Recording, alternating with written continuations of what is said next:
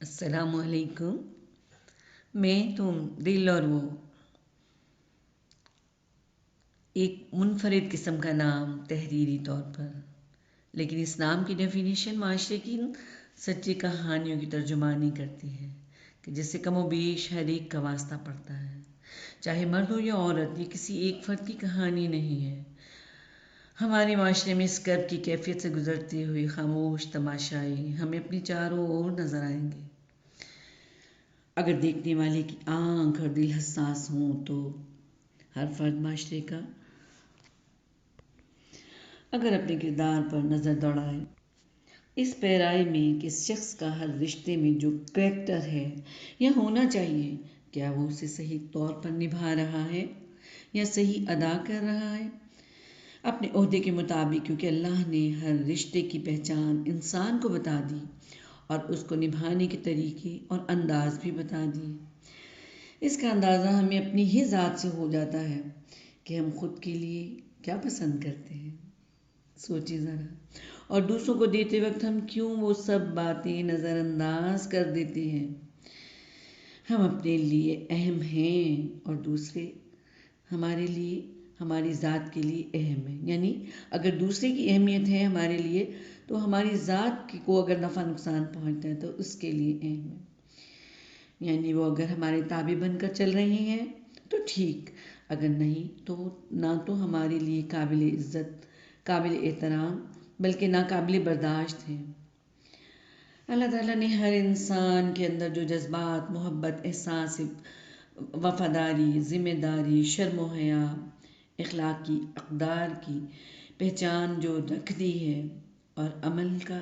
دار و مدار جو نیتوں پر رکھ دیا ہے، اور اس پر جو ہمارے وجود میں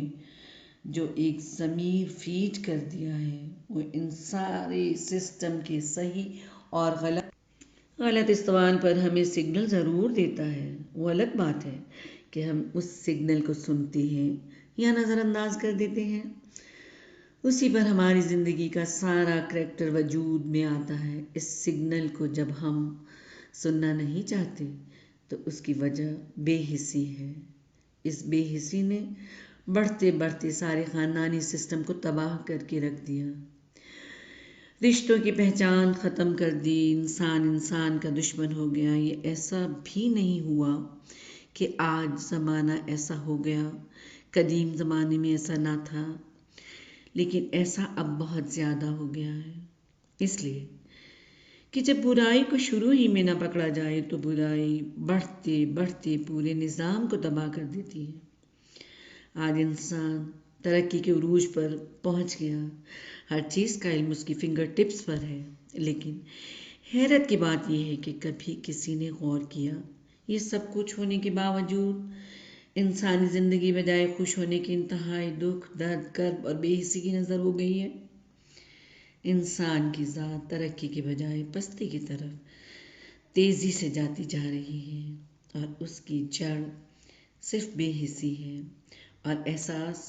زبردستی دلوایا نہیں جا سکتا، اور نہ احساس کوئی بازار میں بکنے والی چیز ہے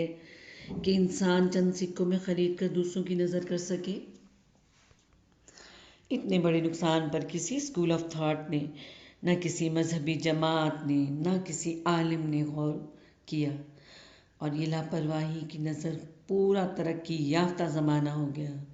اور انسانی وجود اندر سے کھوکھلا ہو گیا۔ حالانکہ ترقی کرنے، علم حاصل کرنے اور دولت کی ریس میں تو ہم نے لاکھوں اربوں روپے لگا دیے اور حاصل یہ کیا، اور اگر ہم انسانیت کی پہچان کرتے ہوئے ان تمام رشتوں کو نبھانے اور مضبوط کرنے میں جس چیز کا استعمال ہے وہ ہماری زبان کا استعمال ہے، جس پر ایک آنا خرچ نہیں ہوتا، جس کے صحیح اور خوبصورت استعمال سے انسان جی اٹھتے ہیں، اور غلط استعمال سے انسان بغیر ہتھیار کے سلو پوائزننگ سے موت کے منہ میں چلے جاتے ہیں اور کسی کو خبر بھی نہیں ہوتی۔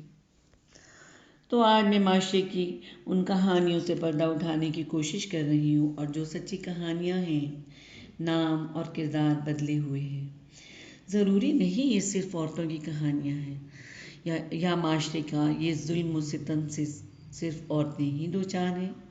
یہ مردوں کو بھی اور عورتوں کو بھی اپنی کہانیاں محسوس ہوں گی، کیونکہ آج کے معاشرے کے بہت سے لوگ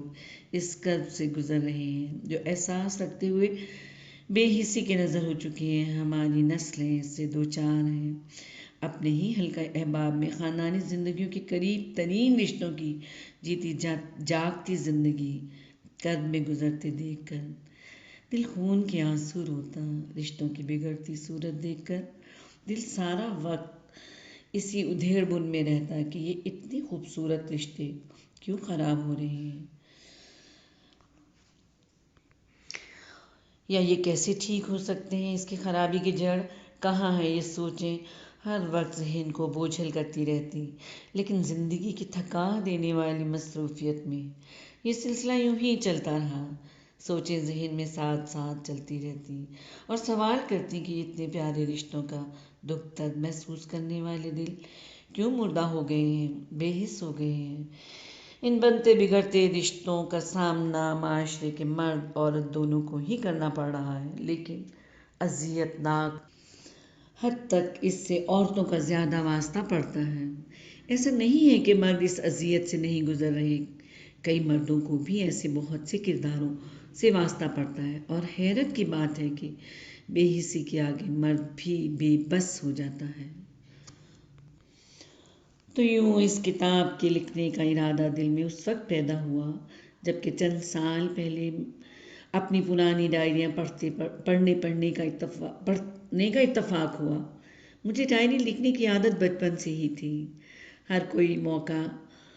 اپنی ڈائری کے پیج پر اس کی خوشی یا اس کی پریشانی اتارنے کی کوشش کرتی، یادگار بنانے کے لیے۔ آج جب عرصہ دراز کے بعد یہ ڈائریاں پڑھنی شروع کی تو خود پر یقین نہیں آ رہا تھا کہ یہ تحریریں میری اپنی ہی ہیں، اور کس عمر سے انسانیت کے اس درد کی دوا ڈھونڈنے کی کوشش کر رہی تھی۔ اور اس وقت مجھے احساس ہوا کہ ڈائری آپ کا کتنا پیارا دوست اور ساتھی ہے، کیونکہ زندگی کی بہت سی خوشیاں اور بہت سی تلخیاں ایسی ہوتی ہیں جو انسان کسی سے بھی شیئر نہیں کر سکتا۔ بہت سے مسائل کے پیدا ہونے کے خوف سے اور بہت سے تکلیف دہ رویوں سے بچنے کے لیے انسان اپنے بہت سے آنسوؤں کو آنکھوں سے بہانے کے بجائے سینے میں اتار لیتا ہے، بہت سے مسائل سے بچنے کے لیے۔ اور جب زندگی میں آپ کا کوئی غم گسار آپ کے پاس نہ ہو تو اپنے غم بانٹنے کے لیے کسی کندھے کا سہارا لینے کے بجائے اسے اپنے ہی قلم سے، اپنی ڈائری کے اوراق سے رازداری کرنے سے آپ کو ایک دم ساز کا احساس ہوتا ہے کہ آپ کی ڈائری آپ کا درد سن کر لوگوں سے چھپا کر آپ کے درد میں کمی کو واقع کر دیتی ہے، اور کسی کو پتہ بھی نہیں چلتا، کیونکہ انسان پہلے ہی لوگوں کے رویوں سے دکھی اور خوفزدہ ہوتا ہے۔ اس پر وہ اپنے سینے کے درد کو ڈائری میں بند کر دیتا ہے، اور کچھ رازوں سے پردہ اٹھ جانے سے وہ بھرم ٹوٹ جاتے ہیں جو اپنے ان پیارے رشتوں کو ٹوٹنے سے بچانے کے لیے ہوتے ہیں۔